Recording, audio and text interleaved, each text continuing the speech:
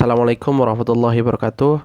Saya Hafizul Umam akan mempresentasikan sebuah kasus yaitu eh, antara Prancis dan Turki yang disebut dengan Lotus Case. Jadi Lotus Case ini merupakan peristiwa yang terjadi pada tanggal 2 Agustus 1926. Terjadi tabrakan antara SS Lotus, sebuah kapal uap Prancis, dan SS Bordcode, sebuah kapal Turki di suatu daerah di utara Mittelland. Sebagai akibat dari kecelakaan itu terdapat 8 warga Turki yang terdapat di atas kapal Bose tenggelam ketika kapal itu ditabrak oleh kapal Lotus. Jadi bisa kita pahami bahwa negara yang bersengketa dalam hal ini yaitu antara Turki dan Perancis. Kemudian adapun pokok sengketa antara kedua negara ini adalah pemerintah Perancis yang keberatan atas penahanan yang dilakukan Turki atas insiden yang terjadi pada tanggal 2 Agustus 1926 tersebut.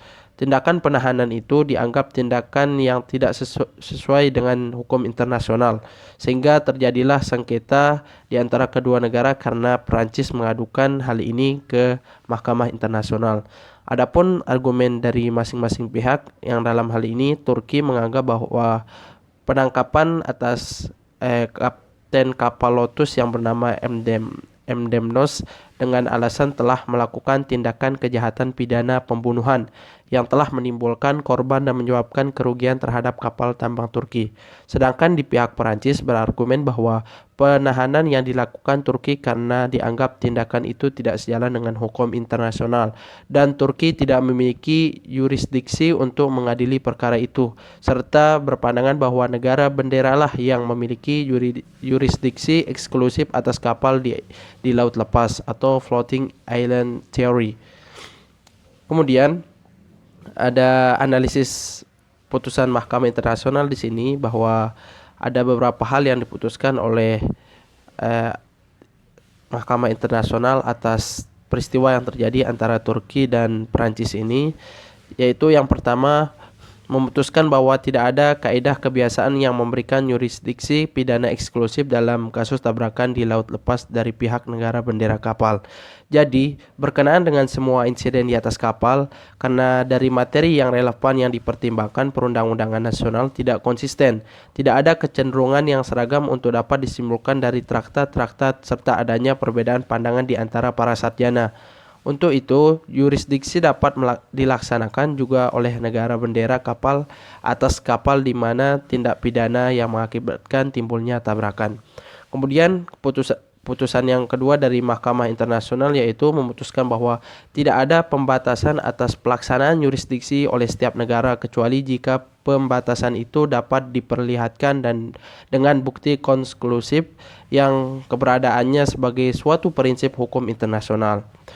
Dan juga tidak menerima tesis yang dikemukakan oleh Perancis bahwa suatu klaim yurisdiksi oleh suatu negara harus dibenarkan oleh hukum internasional dan praktek hukum internasional.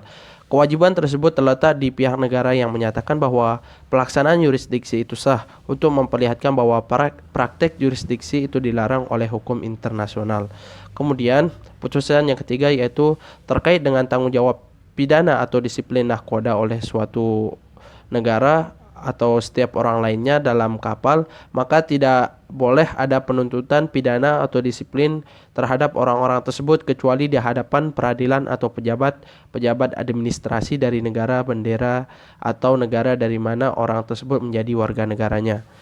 Kemudian saya ingin menganalisis kasus ini dari prinsip yaitu analisis kasusnya. Jadi dalam hal ini kita akan menganalisisnya berdasarkan prinsip yurisdiksi teritorial. Bahwasannya asas-asas hukum internasional yang berlaku dalam putusan Mahkamah Internasional ini, yang pertama bisa kita lihat dari yurisdiksi atas kapal. Jadi kebangsaan kapal laut mengikuti negara di mana kapal didaftarkan. Karenanya, pendaftaran kapal menjadi bukti terciptanya status kebangsaan atas kapal yang ditunjukkan dengan bendera negara di mana kapal didaftarkan. Oleh karenanya, bendera negara dan tanda-tanda negara menjadi bukti prima facie bagi kebangsaan suatu kapal.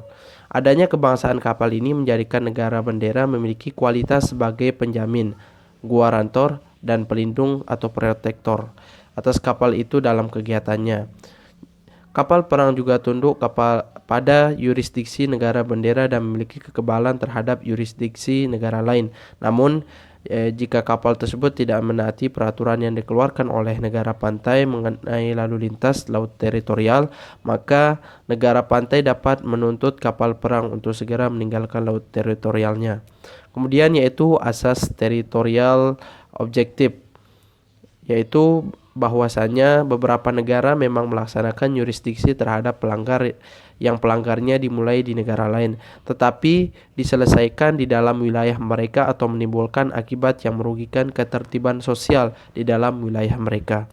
Kemudian yaitu yurisdiksi di laut lepas, bahwasanya setiap negara, baik negara pantai maupun negara tidak berpantai, mempunyai hak dan untuk melayarkan kapalnya di bawah bendera negaranya di laut lepas. Pelaksanaan yurisdiksi di suatu negara di laut lepas ini sesuai dengan prinsip universal, yaitu setiap negara mempunyai yurisdiksi untuk mengadili tindak kejahatan tertentu yang terjadi atau dilakukan di laut lepas seperti pembajakan, perdagangan gelap, obat narkotika. Asas selanjutnya itu asas nasionalitas pasif. Titik berat dari asas ini terletak pada usaha negara untuk melindungi kepentingan warga negaranya sendiri terhadap tindakan-tindakan atau perilaku orang asing yang merugikannya.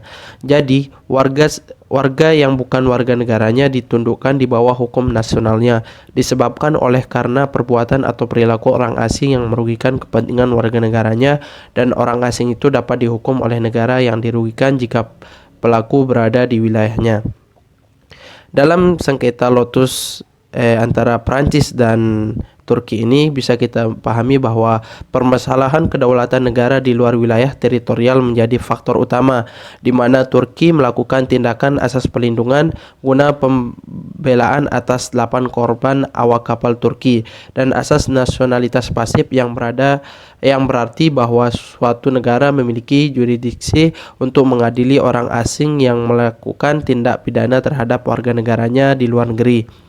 Kemudian dilihat dari putusan Mahkamah Internasional yang permanen bahwa walaupun negara tidak dapat melaksanakan kekuasaannya di luar wilayahnya dalam hal tidak adanya ketentuan hukum internasional, namun tidak berarti hukum internasional melarang suatu negara melaksanakan jurisdiksinya sehubungan dengan kasus yang terjadi di luar negeri. Mengenai negara bendera memiliki jurisdiksi eksklusif atas kapal di laut lepas, dalam putusan Mahkamah Internasional Permanen, hukum internasional tidak mengatur ketentuan tersebut. Tetapi karena kapal Turki mengalami kerusakan, maka sama saja telah terjadi kerusakan di wilayah Turki tersebut. Maka hal ini memungkinkan Turki untuk memperlakukan yurisdiksinya berdasarkan prinsip teritorial objektif, yaitu jurisdiksi di mana tindakan tersebut diselesaikan karena tindakan itu terjadi kepada kapal Turki, maka sama saja terjadi di wilayah Turki dengan yurisdiksi teritorial objektif ini. Maka Turki berhak menjalankan yurisdiksinya. Selain itu, tindakan penangkapan kapten kapal MD Mnos ini yang dilakukan oleh Turki adalah perwujudan atas asas perlindungan guna pembelaan atas 8 korban awak kapal Turki, dan asas nasionalitas pasif bahwa suatu negara memiliki yurisdiksi untuk mengadili orang asing yang melakukan tindak pidana terhadap warga negaranya di luar negeri. Sekian presentasi yang dapat saya sampaikan dalam video ini. Terima kasih sudah menyaksikan. Wassalamualaikum warahmatullahi wabarakatuh.